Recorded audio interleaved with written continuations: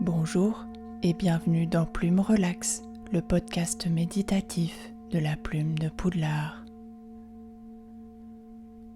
Je suis Coralie et je vais être ton guide lors de ce voyage à Loutry-Sainte-Chassepoule, le village où résident les familles Weasley et Lovegood. Tout d'abord, je te conseille de t'installer dans un lieu calme où tu ne seras pas dérangé. Je t'invite à prendre une position confortable pour toi. Tu peux être assis ou allongé. Tu peux fermer les yeux ou les garder ouverts en fixant un point devant toi. Assure-toi d'être suffisamment couvert pour ne pas avoir froid. Pour commencer, je te propose de te centrer sur ta respiration. Inspire profondément. Tu sens ta cage thoracique s'ouvrir au rythme où tes poumons se gonflent. Tu bloques une seconde, puis tu souffles tout doucement pendant que tes poumons se vident de leur air.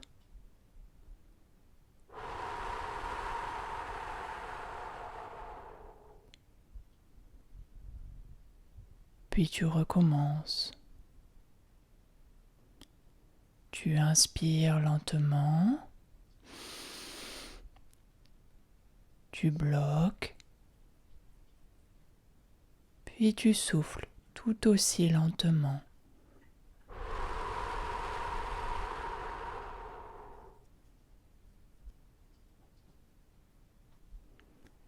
À chaque expiration, ton corps se détend un peu plus.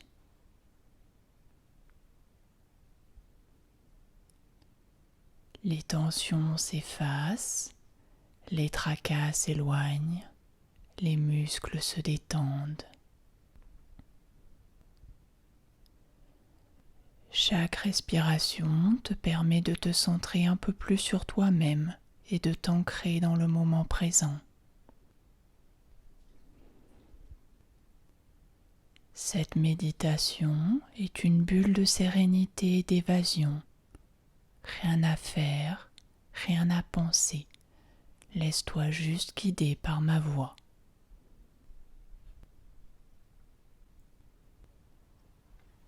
Tu es sur un chemin de terre dans la campagne.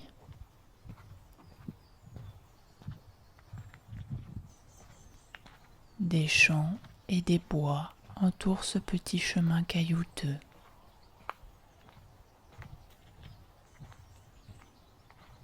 Tu commences à marcher le long de celui-ci.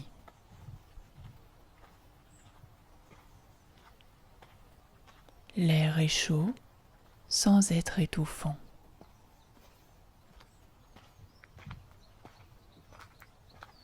C'est une belle journée de printemps.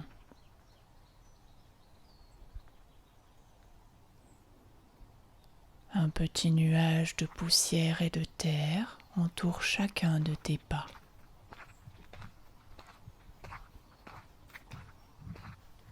Les oiseaux chantent et les arbres bruissent sous l'effet de la légère brise matinale.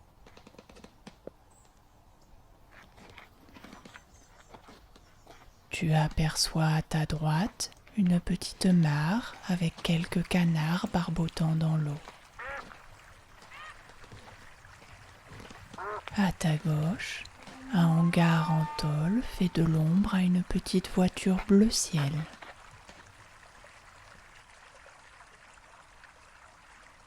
Tu passes devant celle-ci en admirant ses phares ronds et son toit blanc comme la neige.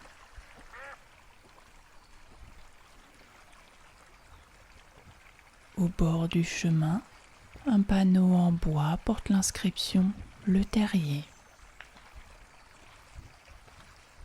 Tu te trouves devant la maison de la famille Weasley.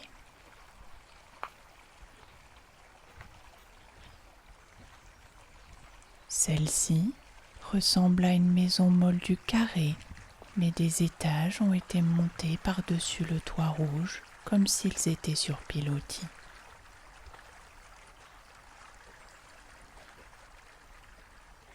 Cette demeure semble étrangère aux lois de la physique, tellement elle est biscornue et bancale.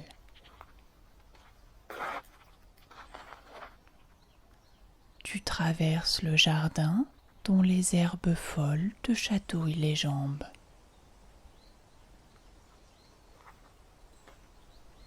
Poules, oies et cochons se baladent dans la cour, indifférents à ta venue.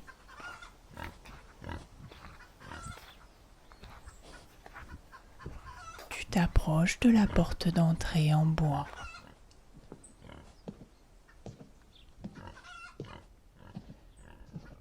Tu arrives directement dans la cuisine de la famille Weasley.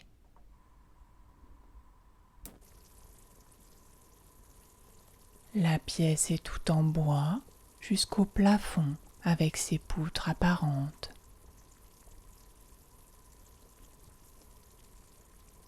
Des casiers et des étagères, eux aussi en bois, habillent les murs.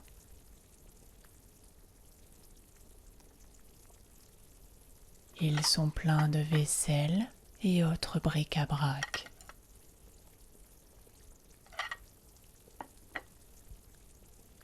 En face de toi, une longue table en bois est entourée d'une multitude de chaises dépareillées. Certaines ont des dossiers arrondis, d'autres à croisillons, d'autres sont rembourrées. Aucune n'est pareille à sa voisine.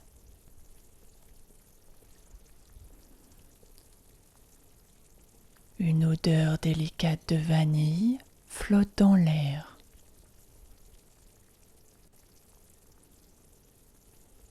Ton attention est attirée par un bruit à ta gauche. Il provient d'un grand évier en céramique blanche dont la tuyauterie apparente remonte le mur dans un méli-mélo de tuyaux.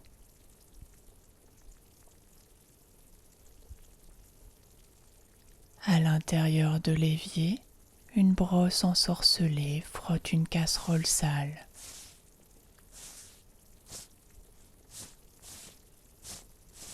À côté, un chiffon sèche une assiette, puis elle traverse la pièce pour aller se poser sur une pile bien rangée dans l'armoire. Sur le plan de travail, un couteau est en train de découper des cubes de citrouille sur une planche en bois.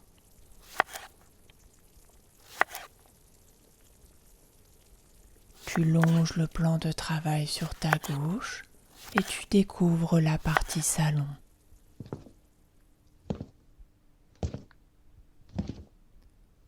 Celui-ci est séparé de la cuisine par une grande cheminée en pierre contre laquelle est posée une étrange pendule.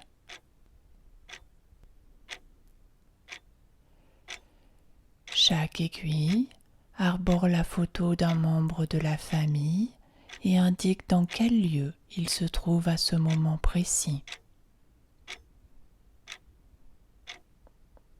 Il semblerait que seuls Ginny, Arthur et Molly soient à la maison.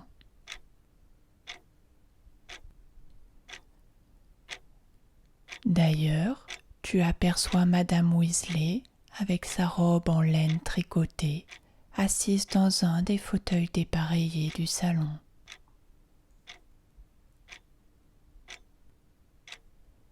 Elle lève le nez de son journal sorcier pour te saluer avant de retourner à sa lecture.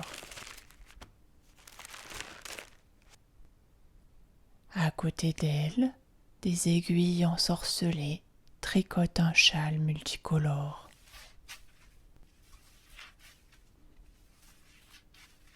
Sur la table basse, une théière est en train de remplir une tasse d'infusion à l'ortie.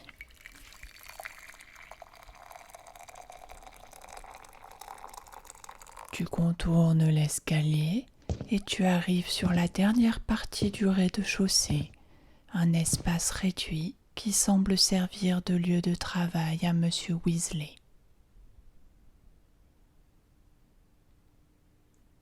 Le patriarche, avec son vieux costume et son gilet en laine, est assis devant un bureau en bois, en train d'observer intensément un canard en plastique.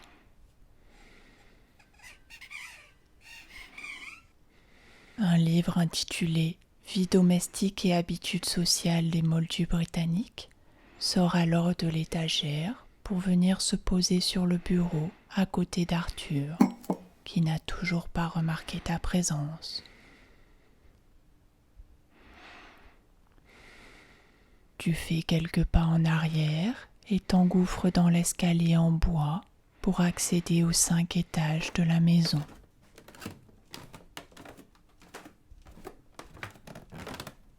Au premier palier, un lettrage doré sur la porte en bois indique qu'il s'agit de la chambre de Ginny.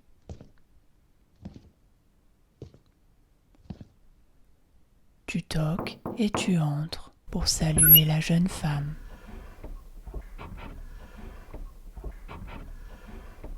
Sa chambre est petite, mais lumineuse.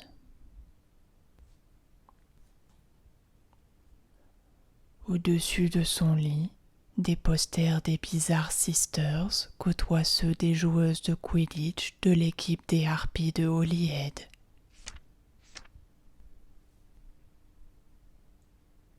Un drapeau vert aux couleurs de son équipe préférée décore une étagère remplie de livres de tactique de Quidditch.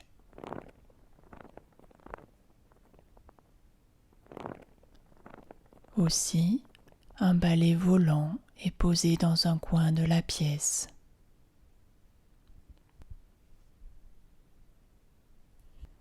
Ginny met un doigt sur sa bouche pour te demander de garder le silence.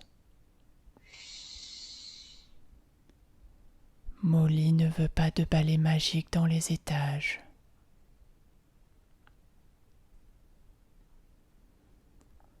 Tu vois la jeune femme cacher son vieux balai brosse dur sous son lit.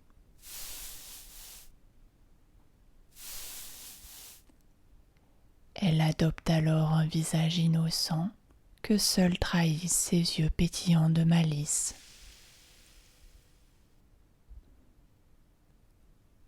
En lui rendant son sourire, tu fermes la porte et tu montes à l'étage supérieur.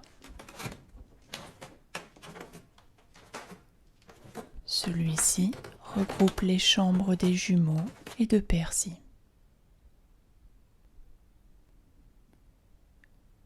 Tu ouvres la première porte où une odeur de poudre règne. Les lits des jumeaux sont recouverts d'une multitude de boîtes, de friandises et autres farces et attrapes. Le sol est jonché de vêtements de Quidditch recouverts de boue. Un énorme W est peint sur le mur.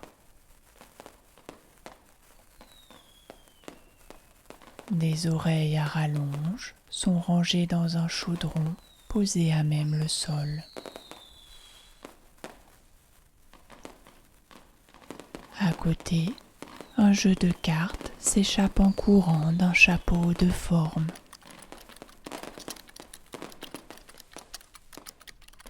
Tu fermes la porte rapidement avant de déclencher une farce par inadvertance.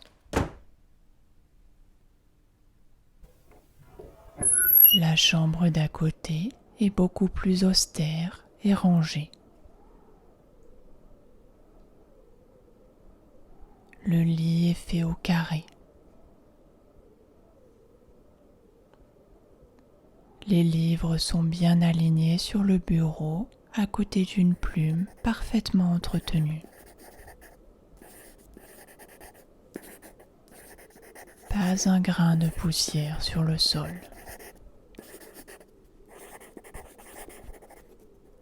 décoration est très sommaire. Un petit portrait du ministre de la Magie ainsi qu'un parchemin orné du logo du ministère. Tu continues ta visite et dans l'escalier, tu croises un chat portant un pull qui semble appartenir à Ginny.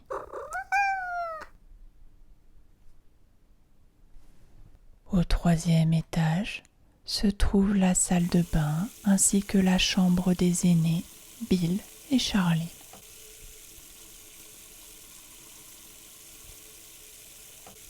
Le côté de Bill est sobre, avec seulement quelques photos de fleurs et de lui, devant la chaumière aux coquillages ou lors de leur mariage au terrier.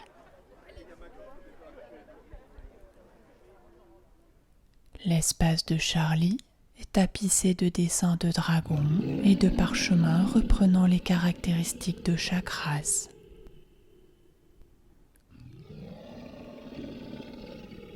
Des figurines de ces animaux fantastiques sont disposées sur le bureau. Lorsque tu t'approches d'elles, celles-ci s'animent et se mettent à cracher du feu. Tu t'éloignes prestement.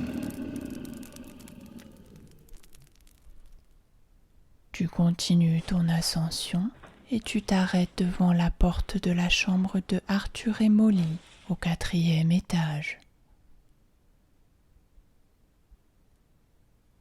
Celle-ci est fermée par un enchantement. Tu passes ton chemin et tu arrives au dernier étage de la maison, dans la chambre de Ron.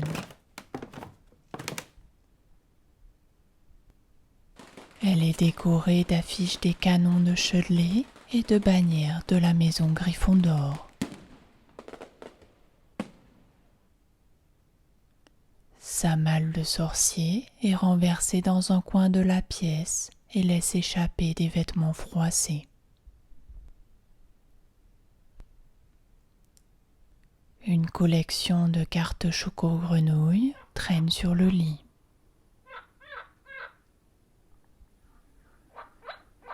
Une photo de Ron, Harry et Hermione est accrochée sur le mur.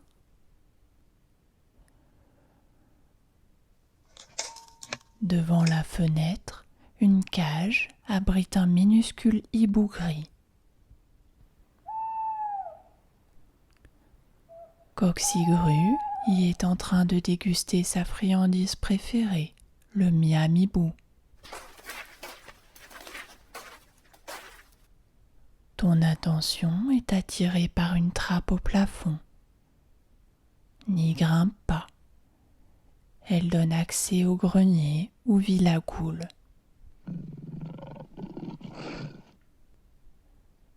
Dans un coin de la pièce, tu remarques une vieille botte usée. C'est un porte au loin qui va t'emmener dans un autre lieu magique.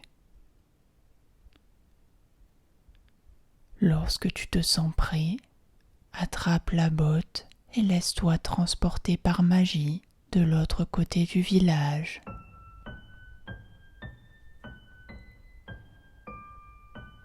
Tu atterris devant une maison qui ressemble à une tour noire s'élevant vers le ciel. C'est la maison des Lovegood.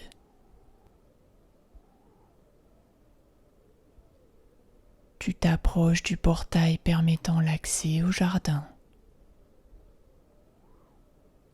Sur celui-ci, un écriteau signale « Le chicaneur, directeur Xenophilus Lovegood ».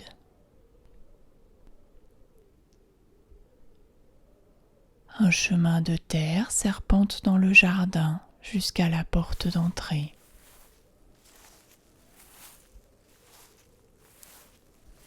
Tu l'empruntes et tu admires la variété de plantes que cultivent Luna et son père.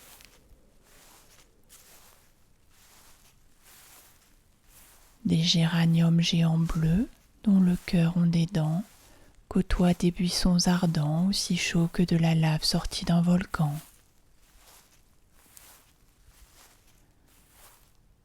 Plus loin, c'est dans une sorte de carré potager que semblent se bagarrer des bulbes sauteurs et des choux mordeurs.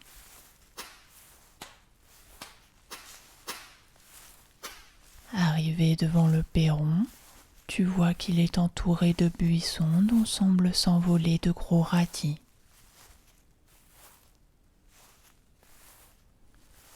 Ne les touche pas, Xenophilus n'apprécie pas qu'on touche ses prunes dirigeables.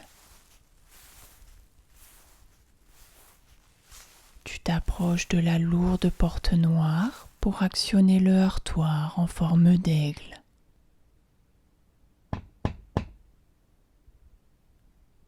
Luna t'invite alors à entrer dans ce qui ressemble à une cuisine.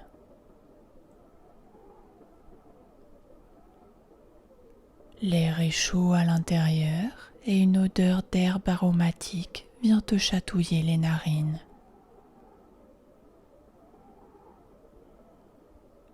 La pièce est ronde et les meubles sont arrondis pour épouser la forme des murs. Leurs tiroirs ont tous été peints d'une couleur différente. Vert, rose, bleu, c'est un vrai patchwork. Ces couleurs viennent rappeler celles au mur où Luna a peint des fleurs, des plantes et des oiseaux.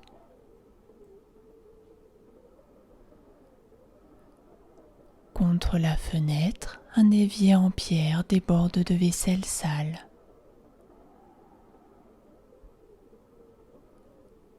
Une casserole est posée sur un vieux poêle afin d'y faire bouillir de l'eau.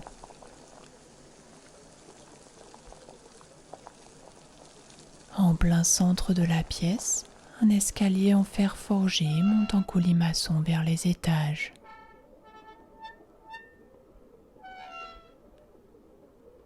Contre la rambarde, une toute petite table carrée recouverte d'une nappe bariolée accueille un vase rempli de fleurs.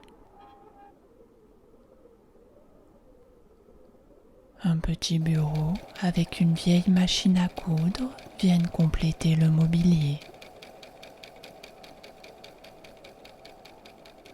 Luna t'invite à monter à l'étage et découvrir l'atelier du journal où règne une odeur d'encre et de papier. La pièce est très encombrée.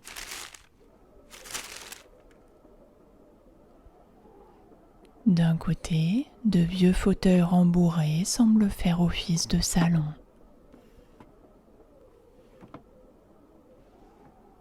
Ils sont regroupés autour d'une corne d'éruptif accrochée au mur.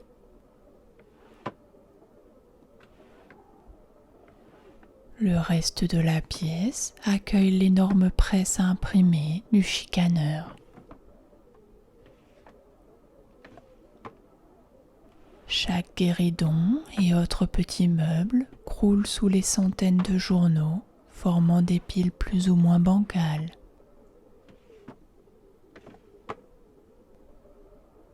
Luna, tout sourire, te propose une infusion de rave-gourde. Au vu de l'odeur pestilentielle qui s'échappe de la tasse, je te conseille de refuser poliment. Tu grimpes à nouveau l'escalier afin de te retrouver dans la chambre de Luna. De petits oiseaux en origami volent dans la pièce.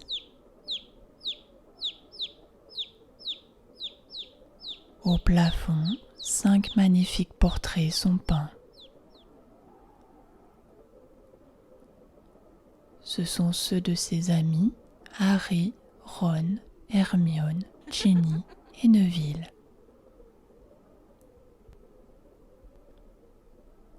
Les portraits sont reliés par des lignes dorées. En t'approchant, tu t'aperçois qu'il s'agit en fait du mot « ami » écrit des milliers de fois à la suite pour constituer un ruban en or serpentant entre les portraits. Le visage de Luna s'illumine lorsque tu la complimentes sur sa fresque. Sur le bureau, à côté du lit, une photo montre Luna enfant dans les bras de sa mère.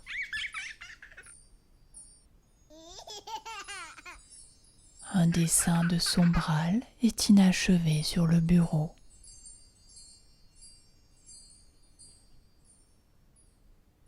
Au sol, une mandragore dort dans son pot.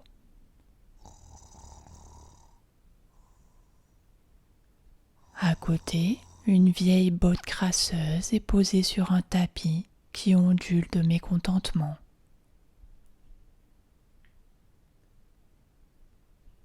Tu reconnais là le porte-au-loin qui t'avait emmené chez les Lovegood. En effet, mon accompagnement se termine ici. Si tu souhaites rester un peu avec Luna, tu peux.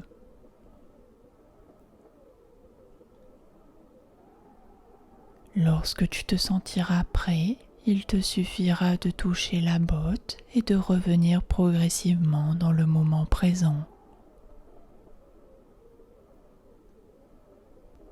En attendant, je te souhaite une belle journée et je te dis à bientôt dans Plume Relax, le podcast méditatif de la Plume de Poudlard.